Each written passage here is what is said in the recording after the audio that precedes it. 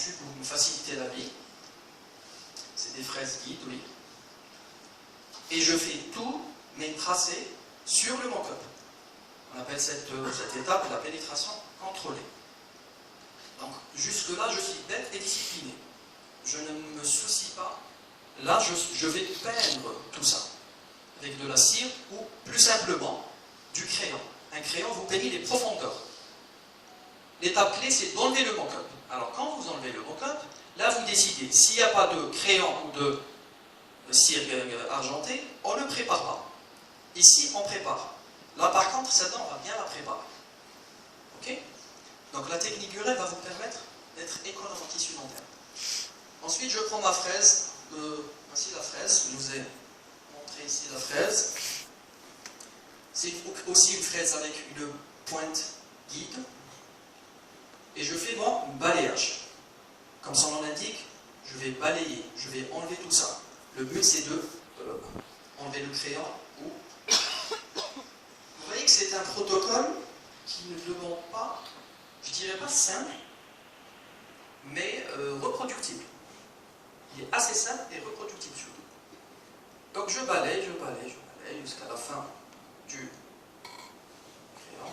Et vous voyez que j'utilise la pointe de la fraise pour voir si j'ai enlevé les profondeurs, si j'ai supprimé les profondeurs des fraises. Et je travaille sur plusieurs plans. C'est ça l'intérêt des facettes, c'est de garder le plan de la dent. Alors qu'une couronne périphérique, on est obligé d'enlever. Il faut que la préparation du couronne soit en dépouille. Prochaine étape, c'est tracer la limite cervicale. Alors, c'est là où cette fraise devient intéressante, c'est qu'elle est facile à manier. Et vous avez une préparation, une limite cervicale homothétique. Je commence toujours par tracer une limite supragingivale. Par la suite, je change de fraise, de bague de fraise, une bague rouge que je peux contrôler. Et là, je place mes limites cervicales là où je veux. Si j'ai envie de faire des limites cervicales juxtagingivales, je pousse les limites cervicales en juxtagingivale. Comme je suis en train de faire ici. Je vous laisse apprécier.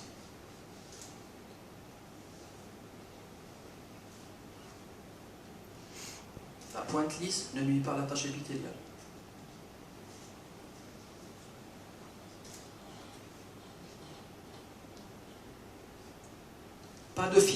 Pas de fil de rétraction jusque-là. Pourquoi? Parce que j'ai envie d'avoir un repère de la gencive. Parce que le principe de base, c'est que le tracé de la préparation doit respecter le tracé de la gencive. Je change encore de fraise, fraise bague rouge bouant, cylindre conique, et je trace mes faces proximales. C'est à ce stade-là que je place mon fil de rétraction. Le 3-0, le plus fin.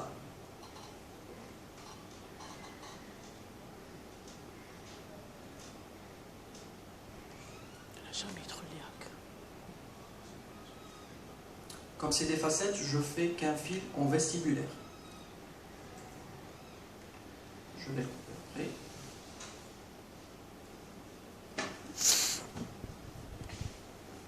Et là, vous prenez les spatules qui vous arrangent. Il y a des spatules spéciales pour fil de rétraction. J'aime pas. J'aime bien la Hollenbach.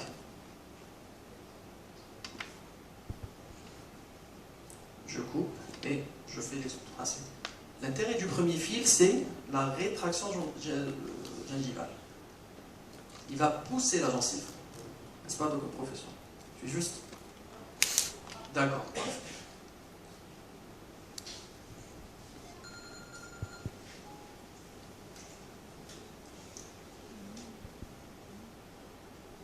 Finition manuelle. Ça, c'est un instrument, on appelle ça un ciseau à émail, et il vous permet d'avoir des limites bien finies et surtout enlever les petites... On prend un disque de finition et vraiment on adoucit les angles et tout, parce que la céramique n'aime pas les angles, disons, vifs. Donc je prends un disque sous irrigation, un popone, un Soflex, et je finis mes préparations, et je polis, ça prend du temps. Mais ce n'est que comme ça qu'on peut avoir des empreintes reproductibles et fidèles.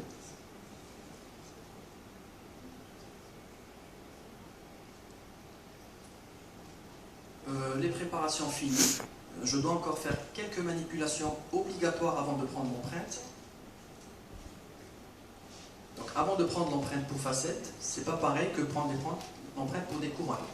Il faut stripper légèrement les points de contact. Il faut aussi combler les embrasures gingivales pour éviter un étirement du matériau à empreinte. Vous oubliez ça, vous oubliez votre empreinte. D'accord? Les plages de dentine. En préparant, on n'est pas économe à 100%, des fois on a des plages de dentine. Le plus difficile, c'est de les détecter. Ce qu'il faut faire, c'est appliquer un système adhésif, c'est-à-dire mordancer 15 secondes et mettre votre adhésif et polymériser. Ça va vous éviter d'avoir des infiltrations, ça va vous éviter d'avoir des sensibilités post-opératoires. C'est à ce stade que je place mon deuxième fil qui va relever ma gencive. Son rôle, c'est la déflexion de la gencive pour que le matériau à empreinte puisse enregistrer le profil d'émergence dont on a besoin en prothèse, au laboratoire. Donc le deuxième fil, par contre, je le fais en un seul morceau. C'est beaucoup de fils, je suis d'accord. Ça sera une belle empreinte. t'as vu انا في الواحد ما يبغاش يدخل لك فين دخل زوج. En fait, je n'ai rien à monter, c'est un protocole que je suis. Il y a des praticiens qui ont 30 ans de recul dans ça. والله تراكم تخدم صح. Lorsque j'aurai 20 ans de recul, j'inventerai, je diminuerai le nombre de fils. Ok? Là, c'est le deuxième fil. En fait, j'utilise les fils les plus fins. Premier fil 3-0, deuxième fil 2-0. Ça peut vous faire des récessions. J'enlève le fil, je prends mon temps, pas beaucoup, mais je prends mon temps à souffler et à contrôler que le premier fil ne s'est pas enlevé. Parce qu'il y a des odeurs qui vont injecter directement. Et là, j'injecte mon silicone léger. Bien sûr, c'est du silicone A, en seringue.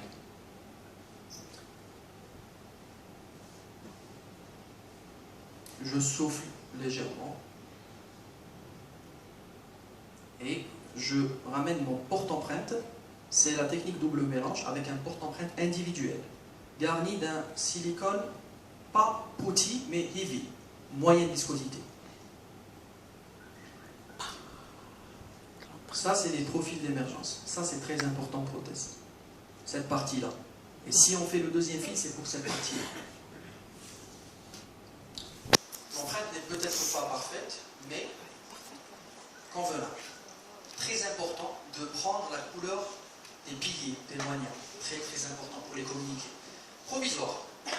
Provisoire, regardez ce que j'ai fait. J'ai découpé la clé, pas au niveau décollé, mais au-delà, pour avoir ça. Et ensuite, finir avec un composite de restauration. Finir les collets avec un composite de restauration. J'aurais pu faire comme le mock-up, c'est-à-dire une clé bien adaptée et faire tout en une fois.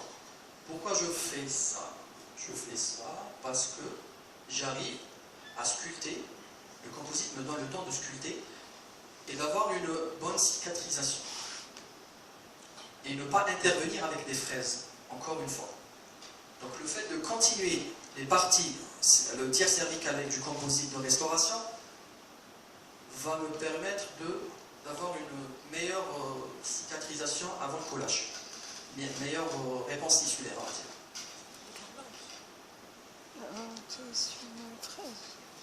C'est pas très beau, mais c'est pas le but.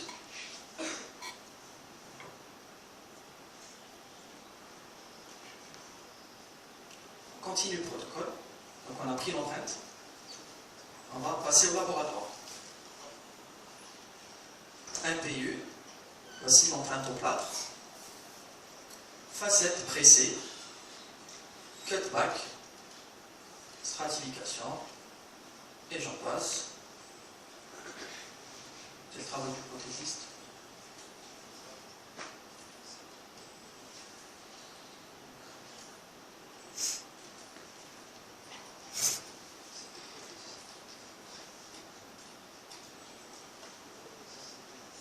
travaille la forme et résultat.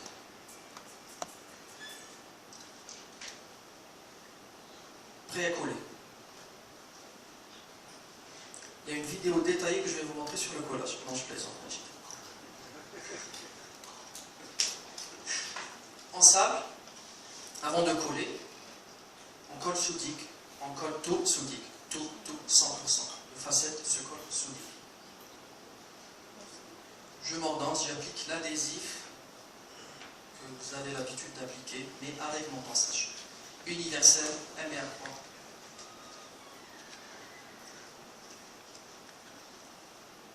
Je colle les deux premières facettes, je commence toujours avec les deux centrales. Professeur, j'ai peur.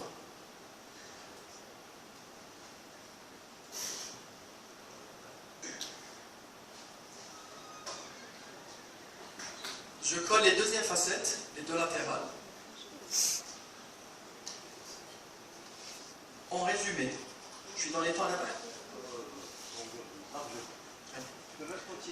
Alors en résumé, on va tirer des leçons de chaque cas clinique. Quand vous êtes en face de ce genre de cas clinique, ne surtout pas penser aux facettes en céramique. Les facettes en céramique, c'est difficile. Et ça sera difficile. Le jour où j'ai rencontré Gilles Tirlet qui a 20 ans de collage, et il me dit, je colle les facettes, je commence le collage à 14h, je termine à 20h, après 20 ans d'expérience, c'est difficile.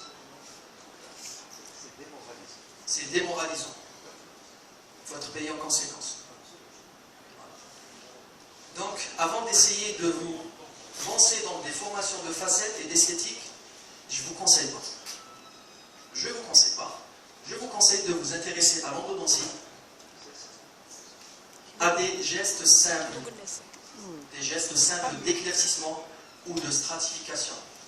Déjà, pour vous, dentiste, le mérite va vous revenir.